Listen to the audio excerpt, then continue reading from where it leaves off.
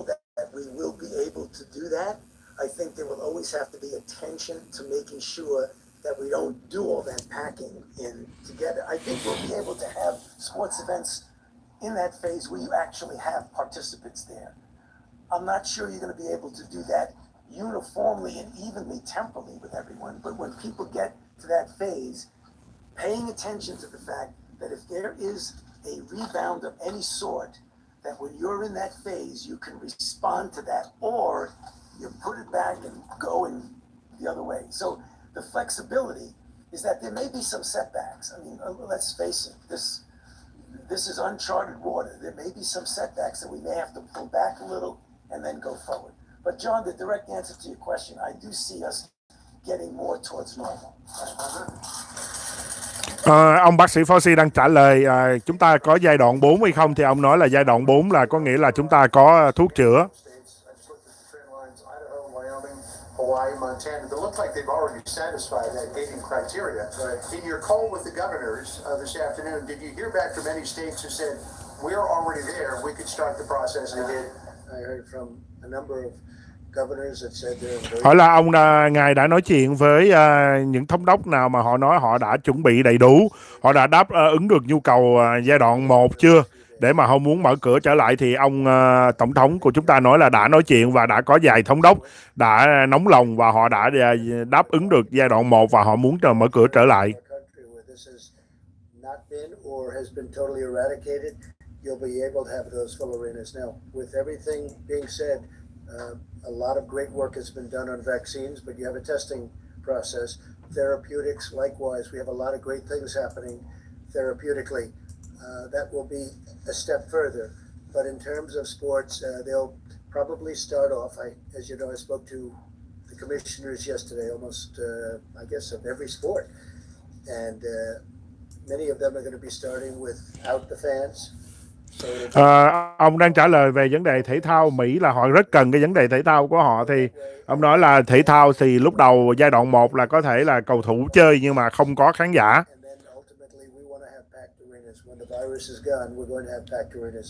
Và sau đó thì khán giả mới được vào những cái sân vận động. Còn bây giờ là những cái sân vận động, những sân thi đấu. Giai đoạn mà mở cửa trở lại thì có thể là chỉ có thể thao chúng ta xem qua truyền hình thôi, chứ không, những sân thi đấu sẽ không có khán giả.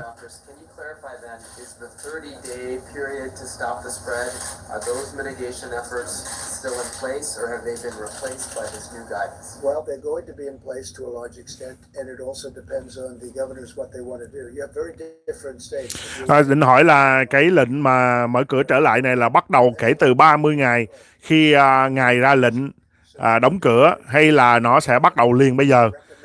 Thì tổng thống trả lời là bắt đầu từ bây giờ, là giai đoạn 1, giai đoạn 2, giai đoạn 3 là tất cả các tiểu bang nào, thống đốc nào cảm thấy là tiểu bang của họ đã nằm trong giai đoạn 1 và đã có thể đáp ứng được nhu cầu thì họ có thể áp dụng ngay.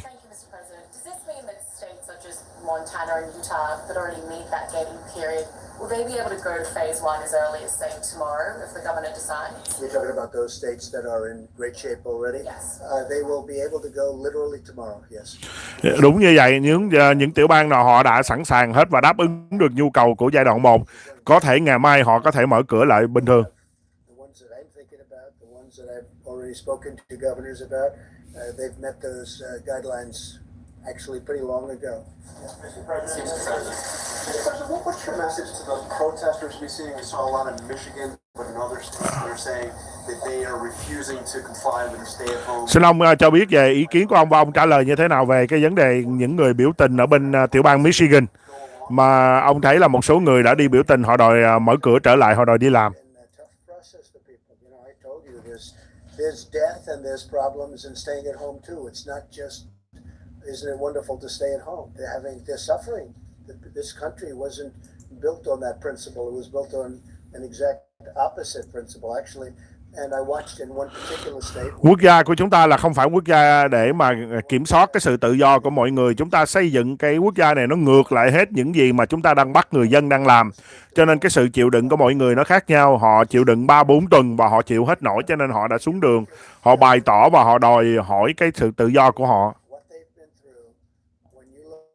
All of the death and all of the problems and all of the sickness, when you look at what's happened, I just think the American people have been incredible. Urge those protesters to listen to local authorities. I think they're listening. I think they listen to me. Ông nghĩ là những người biểu tình đó nghe chính quyền hay không, nghe lời chính quyền không? Ông nói là tôi nghĩ là họ sẽ nghe lời tôi. The same as just about all of the governors. They all want to open. Nobody wants to stay shut, but they want to open safely. So do I. But we have large sections of the country right now that can start thinking about opening. There'll be some mitigation, and they'll keep it going for a period of time, including masks, by the way, in areas that you wouldn't even think. I asked a question today. I said, why would they wear masks in Wyoming or Montana or North Dakota? And that's if somebody should come in from an area that isn't so successful in terms of what they've done. Ông nói là những cái tiểu bang ông đưa ra đó là có những người họ vẫn chưa có sử dụng khẩu trang tại vì họ không có bị cái mối đe dọa. Chỉ có khi nào mà có những người từ những cái khu đe dọa đến khu vực đó thì họ mới đeo khẩu trang thôi.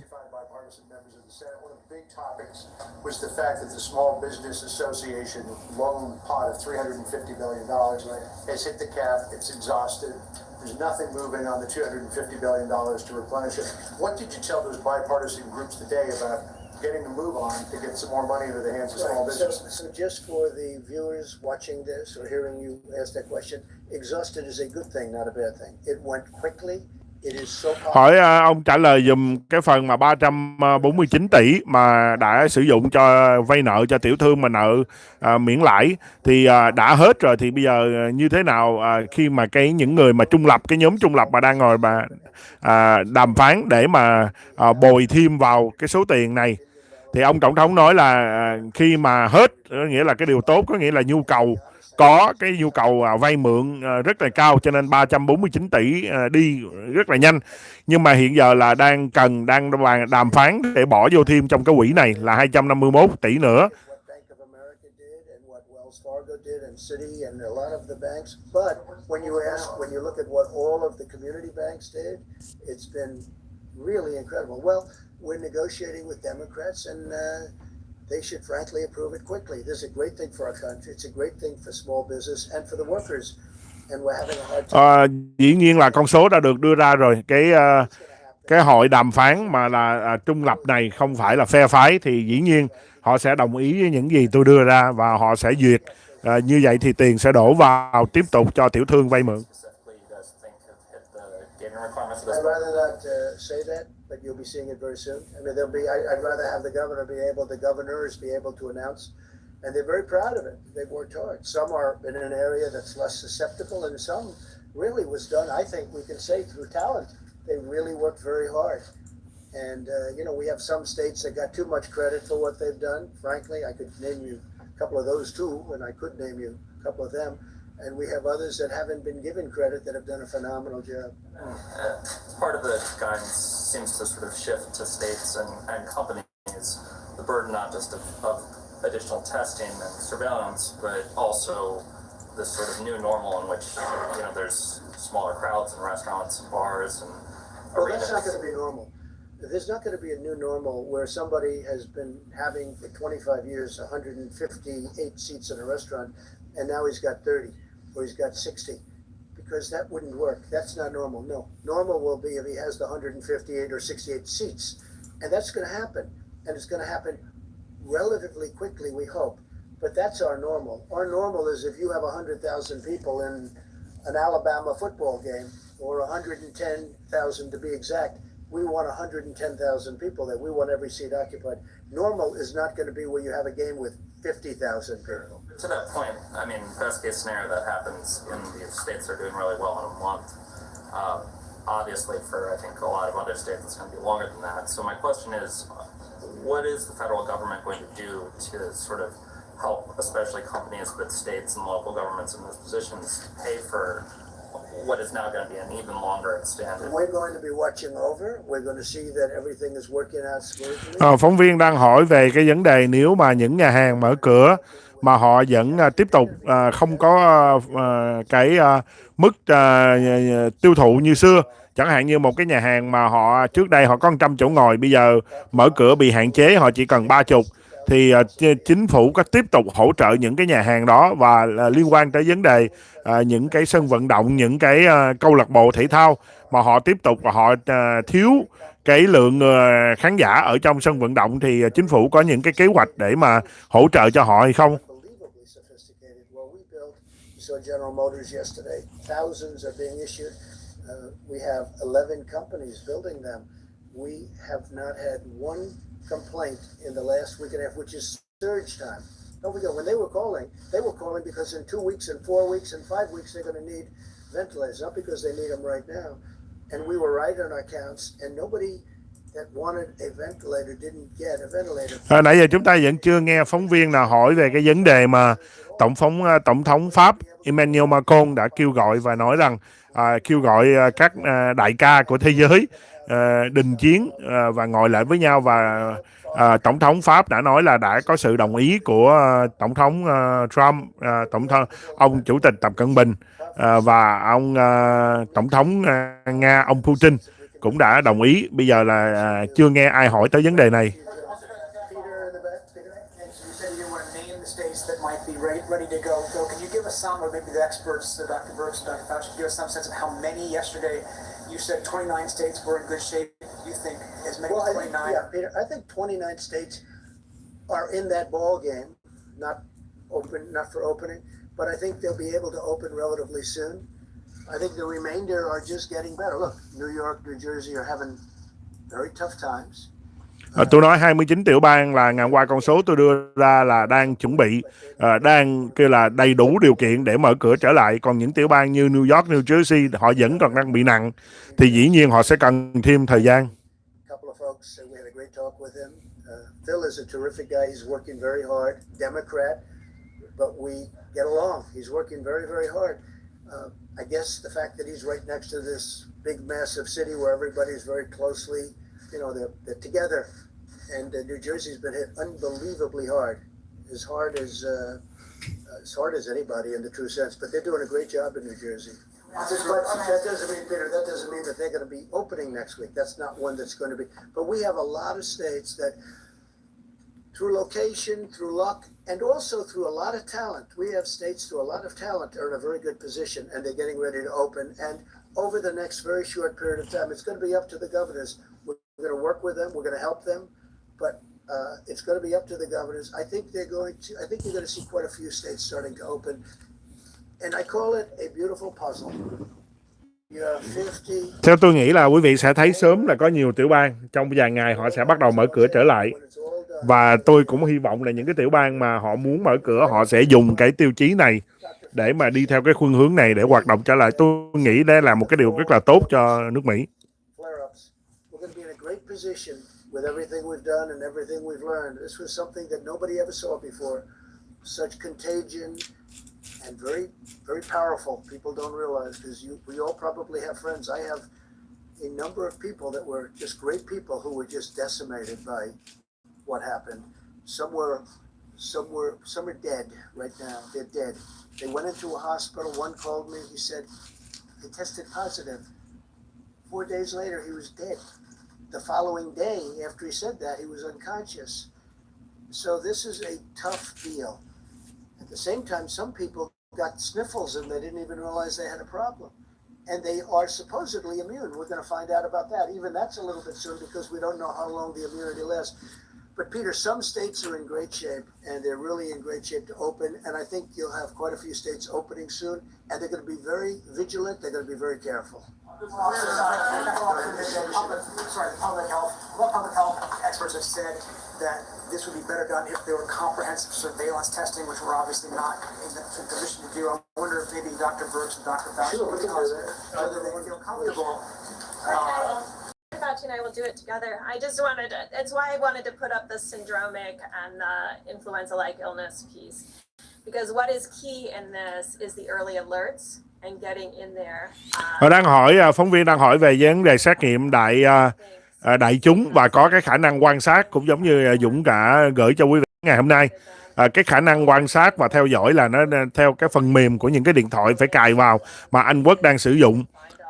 Và vì có những người mà họ đã bị nhiễm mà họ còn chính bản thân họ không biết là họ bị nhiễm, nhưng theo xét nghiệm đại chúng thì chúng ta sẽ thấy là họ đã có antibody là kháng thể, thì chúng ta có thể thông báo cho họ và theo dõi để họ tự cách ly, hoặc là một phần nào là họ có thể thông báo cho những người họ đã tiếp xúc để mà những người đó họ tự quan sát, và sau này là những người này có thể tự đi xét nghiệm và đến những cái khu địa phương mà để xét nghiệm, nó gọi là xét nghiệm nhanh, mà để cho chúng ta biết là chúng ta có kháng thể trong người hay không, là điển hình cho thấy là đây là những cái khu vực mà đã bị nhiễm, đã có qua hoặc là nó sẽ có bị nhiễm. Vì thế chúng ta mới có thể giúp được cho vấn đề mà khoanh tròn cái vấn đề lây nhiễm, hoặc là những cái ổ nhiễm nó đang ủ bệnh và nó có thể bùng nổ. Cái đó mới là cái dài hạn và cái lâu hạn của tất cả những quốc gia nào, bao gồm luôn cả Hoa Kỳ, để mà ngăn chặn là nó không tái trở lại. Những cái khu nào mà nó đã giảm rồi thì nó không còn tái trở lại. Bà Deborah vừa nói, và bà mời ông Fauci lên để nói thêm về chi tiết này. Mitigation and really trying to keep peaks down and trying to worry about ventilators and PPEs and things like that. Well, now when you get a little bit more grace period, you can start figuring out what is the penetrance of this virus in society. Trước đây thì chúng ta chỉ nghĩ vấn đề là giảm nhiễm, giảm tử vong, tăng thiết bị y tế, bao gồm máy hỗ trợ hô hấp. Bây giờ thì chúng ta đã qua cái giai đoạn đó rồi. Chúng ta sẽ xem coi là nó đến từ đâu và nó lây nhiễm bằng cách nào. Và cho nên khi mà xét nghiệm kháng thể antibody là cái cách hiệu quả nhất.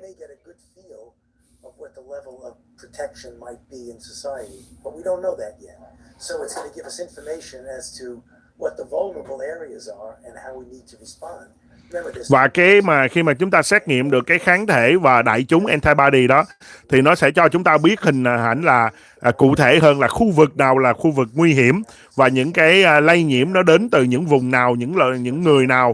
Cho nên thành ra cái đó nó sẽ giúp cho chúng ta trên dài hạn để mà quản lý được cái con corona này.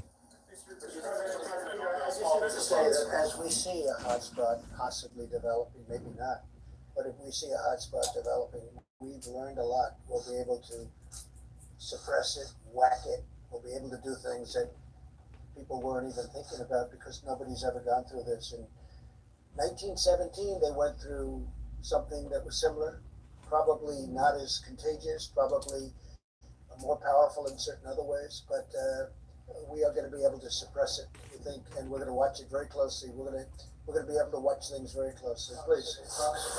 Rob, please. Giờ Tổng thống nói thêm cái phần đó là khi mà chúng ta xét nghiệm đại chúng, xét nghiệm đây là xét nghiệm coi có đề kháng, có kháng thể, và đôi khi cái điều đó là cái điều những người bị nhiễm họ còn không biết nó ủ bệnh trong người, và chúng ta biết được dò được trước những cái ổ nhiễm nó đang ngấm ngầm, và từ đó là chúng ta có thể phong tỏa và cách ly nguyên cái khu vực đó ra. Tại vì những cái khám nghiệm nhanh này á là những cái khu địa phương, chúng ta cũng có nghe là vấn đề là khám qua máu, chúng ta chỉ cần bấm vào ngón tay là ở một trong những cái khu y tế của chúng ta, thì họ sẽ biết ngay là chúng ta có kháng thể hay không. Khi cái kháng thể nó hiện lên có nghĩa là chúng ta đã bị nhiễm qua mà chúng ta không biết, hoặc là cơ thể chúng ta nó đã vượt qua giai đoạn bị nhiễm, hoặc nó có trong những cái triệu chứng của COVID. Thì đó là cái vấn đề mà Hoa Kỳ nói là họ đang muốn hướng về, và họ sẽ muốn định hướng cho những quốc gia khác là trong tương lai khi mà cái con COVID này nó trở lại như là cúm mùa, thì chúng ta phải có khả năng để mà khám đại chúng, kháng số đông, nhanh, lẹ, kết quả. Còn khi chúng ta xét nghiệm như bây giờ mà chờ 2 ngày, 3 ngày sau có kết quả để biết người đó âm tính hay là dương tính thì nó rất là lâu. Và lúc đó là chúng ta hầu như là đi sau, giống như là không phải là đi trước, đón đầu, giống như là khám kháng thể antibody.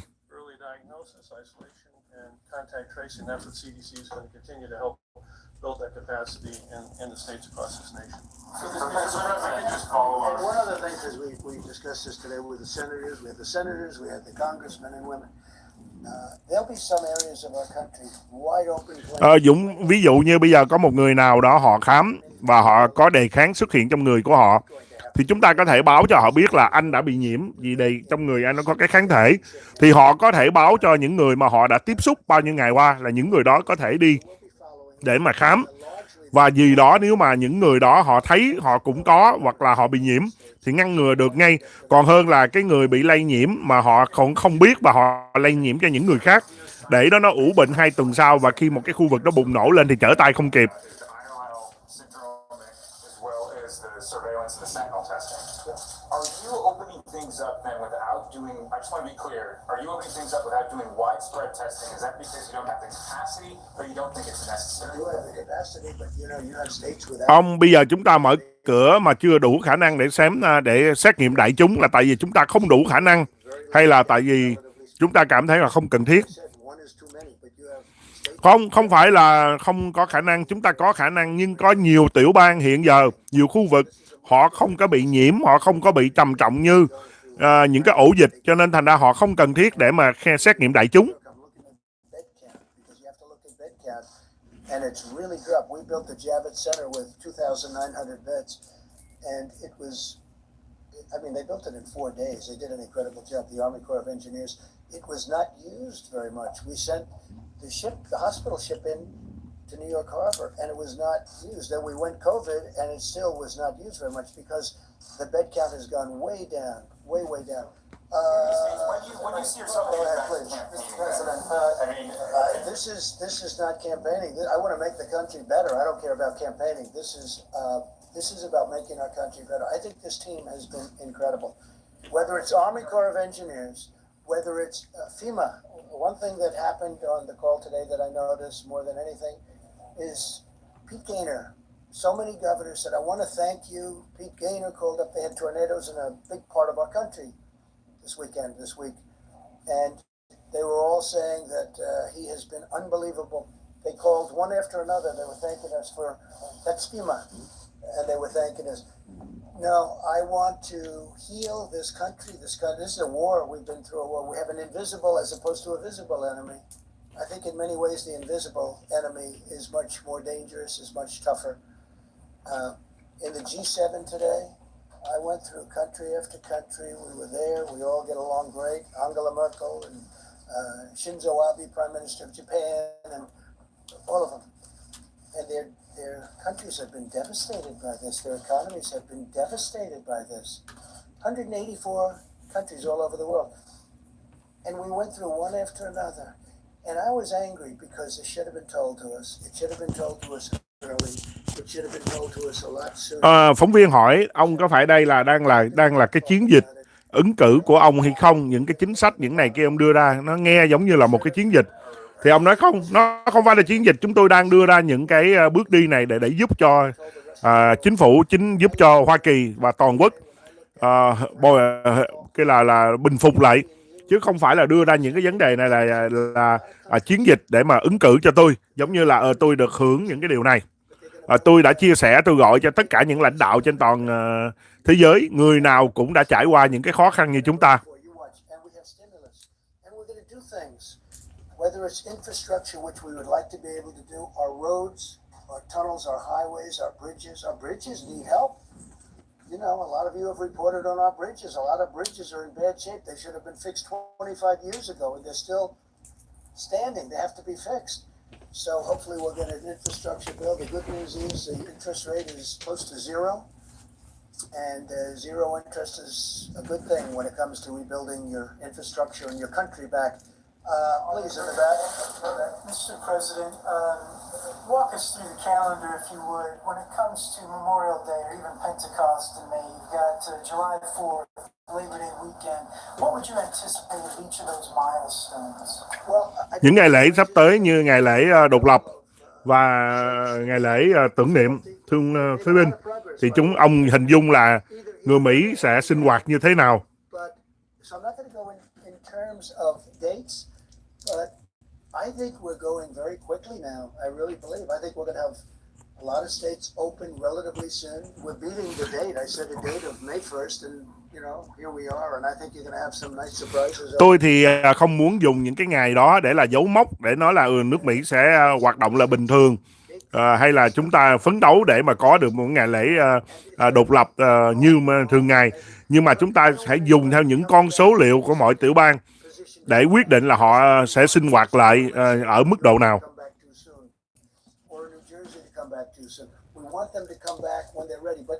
they're really heading in a good direction. And I think it'll be much faster than people think. I think it'll be quicker, but it's got to be safe. Yeah, please, everybody. Thank you. Has the government modeled the possibility of what might happen, how many deaths might occur if there is a widespread resurgence? If this just doesn't work, I mean, how many deaths are we talking about? So if we didn't do what we did, we were talking about up to 2.2 million deaths. So that's 5 times almost what we lost in the Civil War. Okay, if everything happens properly, and if we continue to go the way we're going now, we will be significantly less than the lowest number with mitigation. So it will be significantly less. And it's still a lot of people. One is too many, as I've said, one is too many, but we'll be under the number of 100,000, which was the minimum number projected by the model. And I give everybody up here, I give all of the people that we've been working. I mean, this was a military operation with a lot of private help. If you look at Roche, they were incredible. Look at Johnson & Johnson now, what they're doing. They are very far advanced on a vaccine. I think therapeutically we have some of these genius companies. They're truly genius companies. I'm seeing them. I'm meeting with the people that run the companies and scientists. And I mean, what they're doing is incredible. It's incredible. It's a beautiful thing to see. So I think we're very far advanced, and I think we're going to be in great shape soon. Yeah, please. Mr. President, I know you don't want to mention specific states, but what about Washington and California? Do you have some guidance for? You mean Washington State or Washington here? Washington State and California too. Well, that's going to be up to them. They're going to have to make that. Tổng thống có một cái mô hình nào để mà áp dụng để mà chúng ta biết là tiểu bang nào mở cửa ra thạo thành công hay không dựa theo cái 3 giai đoạn. Tổng thống trả lời nó là hiện giờ thì chưa có tiểu bang nào mở cửa, cho nên làm sao chúng ta dùng mô hình. Chúng ta chỉ có thể dùng mô hình trước đây là nếu chúng ta không làm những điều chúng ta đã làm những ngày qua thì cái con số tử vong theo mô hình cho thấy là lên tới cả 2 triệu mấy người Hoa Kỳ. Hiện giờ là 31.000 người là cũng đã quá nhiều. Nhưng phải nói đó là công sức của chúng ta và chúng ta đã thực hiện đúng cái điều đó. Cho nên thành ra cái số lượng tử vong nó giảm đi nhiều. Còn nói về vấn đề mô hình thì dĩ nhiên là các tiểu bang sẽ mở cửa và đi theo từng giai đoạn. Từ giai đoạn thì chúng ta mới có mô hình để mà biết cái mức độ thành công. Để mà chúng ta khi mà chúng ta mở cửa hoàn toàn lại thì hoàn toàn chúng ta sẽ khống chế và kiểm soát được cái con corona này. And you know what? The price is the same too. It's a very expensive thing for a sophisticated ventilator. It's very, very tough stuff. Yeah, please. Mr. President, let me toss this question up to you and to the doctors as well. Truthfully, for those states that aren't ready to go to phase 1, to get through these phases. Hôm nay chúng ta không thấy những phóng viên non, những cô trẻ mà ngựa non háu đá như hôm trước. Dũng đang mong đợi xem coi những khuôn mặt đó và những câu hỏi có khác hay không, hay là họ vẫn tiếp tục. Yeah, so I mean, you've heard me talk about tests for a while from the podium, and I think what has happened over the last several weeks is hospitals and clinics that could move to the more point of care test, move to those point of care tests. And what it's left is an amazing array of capacity that exists in the country for at least 1 million more tests per week. So we have a whole team working lab by lab to see what it would take to turn on all of those labs. They aren't running the pieces of equipment now. So you see in the system, I just said to you, there's 1 million more tests per week, that we have tests sitting there and equipment sitting there. And now we have to really deal with each single lab to really figure out what they need. And I just want to thank Administrator Verma, Seema Verma, who went through with us. And thanks to the lab directors, they really explained to us highly technical difficulty to run some of these big pieces of equipment. Because you have to aliquot the samples, you have to centrifuge, you have to put them on the machine. It takes a tech full time. Những hạ tầng cơ sở mà chúng ta đã có hiện giờ, trước đây là chúng ta sử dụng để chữa cháy những tình trạng nguy kịch, thì hiện giờ chúng ta thấy là số lượng nhập viện cũng đã giảm, số lượng ca nhiễm cũng giảm. Cho nên những hạ tầng cơ sở đó chúng ta sẽ sử dụng để mà xét nghiệm diện rộng. Và chúng ta thấy là họ có khả năng để xét nghiệm mỗi tuần như vậy 1 triệu ca xét nghiệm, cho nên thành ra trong tương lai này, sắp tới khi chúng ta mở cửa trở lại thì những cái hạ tầng cơ sở mà chúng ta đã sắp xếp trước đây cho tình trạng mà nguy hiểm thì bây giờ hiện giờ họ có thể hỗ trợ chúng ta trong cái vấn đề xét nghiệm diện rộng. Knows exactly where every lab is and where the tests are, so we can create with them a real understanding, so all these tests can be run. So yes, there is. Dĩ nhiên là bác sĩ địa phương và bác sĩ của chúng ta phải cần biết những cái khu vực nào, những cái nơi nào, những cái hạ tầng cơ sở nào có khả năng xét nghiệm đó để mà họ đưa người của họ đến hoặc là những người có nhu cầu họ đến để xét nghiệm. Gone down is because we have so many other tests that frankly are easier because you don't have to send, they're on site.